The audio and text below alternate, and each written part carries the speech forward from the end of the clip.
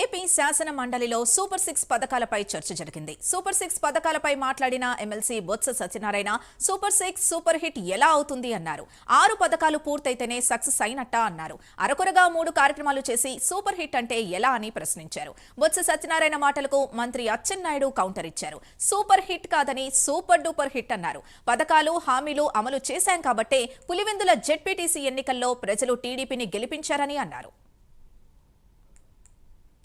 6 సార్లు ఎమ్మెల్యే అని ఇందా చెప్పారు, ఇంతకుముందు మంత్రులు చేశారు. మీకు సిగ్గుండాలంటే సిగ్గు ఏ ప్రభుత్వానికి ఉందో, ఏ నాయకులకు ఉందో, ఎవరు మాట ఇచ్చి మాట తప్పారో, ఎవరు సిగ్గుమాలిపి ఉన్నారో రాష్ట్ర ప్రజలు తెలుసు అధ్యక్ష. మీరు ఇచ్చే ఎంతసేపు అన్నారు super 6 super hit. What is super 6 super hit అంటే ఏంటి? 6 పథకాలు చేసిన తర్వాత అప్పుడు సక్సెస్. మాకు తెలిసిన తెలుగు భాష, మాకు తెలిసిన తెలుగు భాష అది. మరి మీరు అరకొరగా మూడు కార్యక్రమాలు చేసి అరకొరగా ఇంకా అవి చేస్తామని చెప్తున్నారు. ఓకే, అయితే చూద్దాం. ఇంకా 3 కార్యక్రమాలు చేయాలి కదా. అవిటి సూపర్ 6 సూపర్ హిట్. సామాన్యుడికి అంత జ్ఞానం లేదు అధ్యక్ష. రాష్ట్ర ప్రజలు అందరూ చెవులో పోటీగా ఉన్నారు. ప్రజలందరూ చెప్పండి అధ్యక్ష. అధ్యక్ష, అది మా ప్రజలు అడుగుతారు, దానికి క్లారిఫికేషన్ అడుగుతున్నాం. అది చెప్పని అడుగుతుంటే ఎందుకు కోపం అయిపోతారు? మీరు? ఎందుకు మీకు సహనం వస్తుంది, అసహనం వస్తుంది? ఎందుకు సహనం కోల్పోతున్నారు?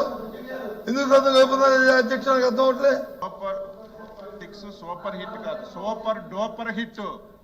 మేమిచ్చిన పథకాలు, మేమిచ్చిన హామీలు అమలు చేశాము కాబట్టే మొన్న 1 సంవత్సరం తరువాత మీ నాయకుడు జిల్లాలో 2 జడ్పీటీసీ ఎన్నికలు జరిగితే ప్రజలు వన్ సైడ్ గా మీకు డిపాజిట్లు రాకుండా తెలుగుదేశం పార్టీ గెలిపించారంటే మేమిచ్చినటువంటి హామీలన్నీ అమలు చేశాం. ప్రజలు హ్యాపీగా ఉన్నారు కాబట్టే ఆ రిజల్ట్ వచ్చిందని కూడా గ్రహించాలి.